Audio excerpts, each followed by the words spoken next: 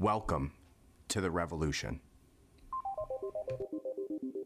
King Charles is now going to appoint Prince Andrew to step in for him first if he is ill or out of the country. That's right. The same Prince Andrew, it says, who was a close friend of Jeffrey Epstein and used $12 million of tax-based income to settle a sexual assault case with Virginia Giuffre. The same Virginia Giuffre who was at the Ghislaine Maxwell trial testifying directly, right? You know, that one.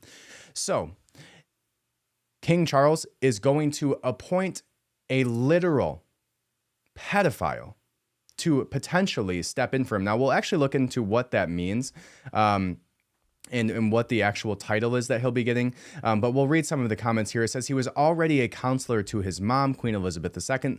The Regency Act of 1937 decides who can be counselors. Apparently, there's not a clause that has to do with, paying off children for doing illegal sexual acts on them, and being part of international sex trafficking rings. Maybe that should be a clause. I don't know. Who am I? Although if you go and read the Ashley Biden journal, you'll know that, our royalty, our princes and princes, our presidents and their family are not also immune to these types of acts. But it goes on to say that 3 of them are non-working royals.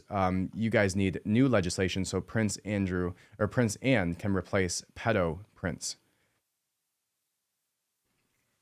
Now, Princess Anne is somebody goes on to say, for real, Princess Anne is a G, does a lot of low-profile royals work, charity work, 0 scandals, not a big spender.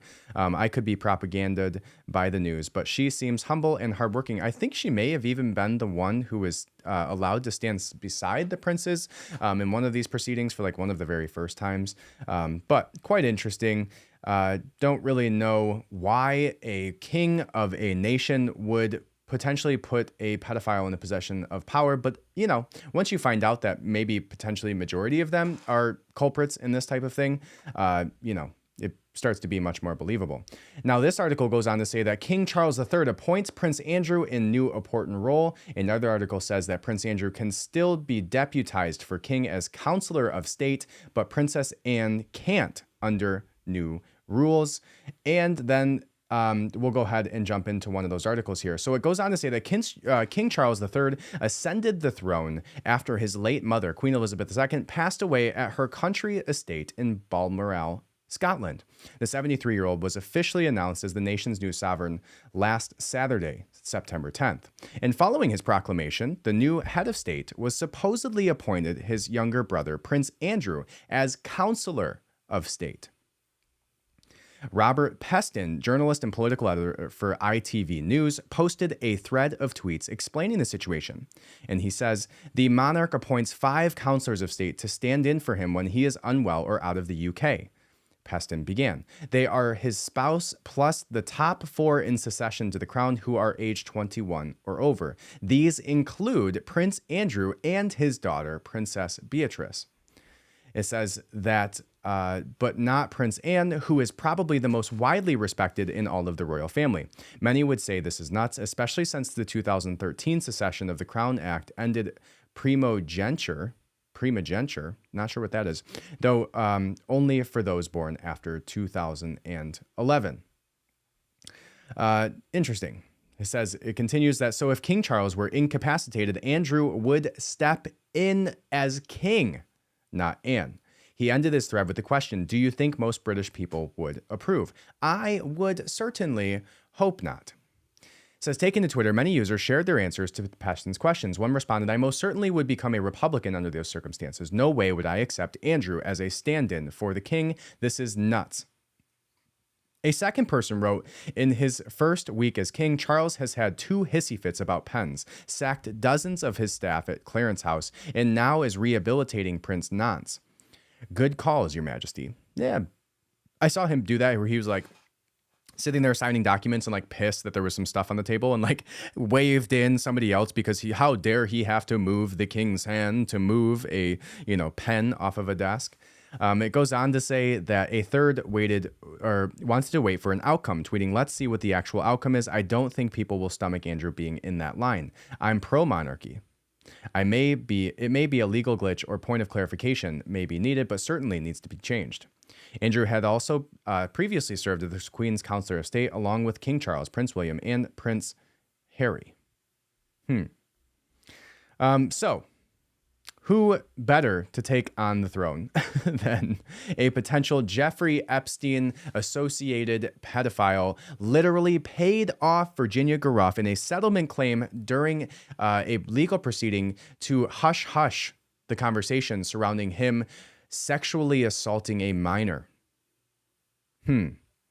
Now, that could lead us into our next conversation, which, would be a little bit deeper than that about this, whole map situation, which we'll get into here in a minute. But let's see if there's any more substance to these articles. I don't know anything about this Princess Anne, but it sounds like, maybe she's the one who a lot of people are rooting for, or that other person said, maybe I'm being propaganded. I like that word, propaganded. That seems like it's a very fitting word in these types of situations. But how terrifying is that literally not only the King of England, but, seeing over Canada, seeing over Australia, seeing over, 14 different Commonwealth realms is what they referred to it as, would potentially be Prince Andrew, also known as Pedo Andrew, because, as we've stated, he's a pedophile.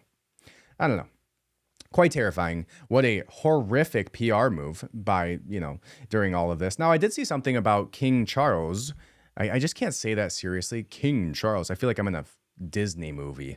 It seems so bizarre that we have kings and queens and princesses and, royal family, all based on bloodlines. That's the weird thing about the royal family is it's literally all based on bloodline. You cannot move your way into a position of power. It's literally a royal bloodline. And we talked about this an episode ago, where if you go back far enough, according to these, conspiracy theories, even people like Cleopatra and there's like basically 12 royal families that have had these bloodlines go down and down for generations. There's a CIA document about it, which is quite interesting.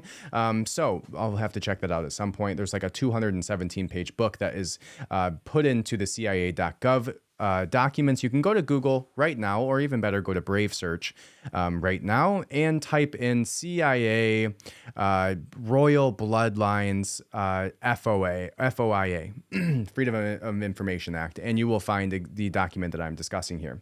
Anyways, do some research on that. Happy to discuss it with you.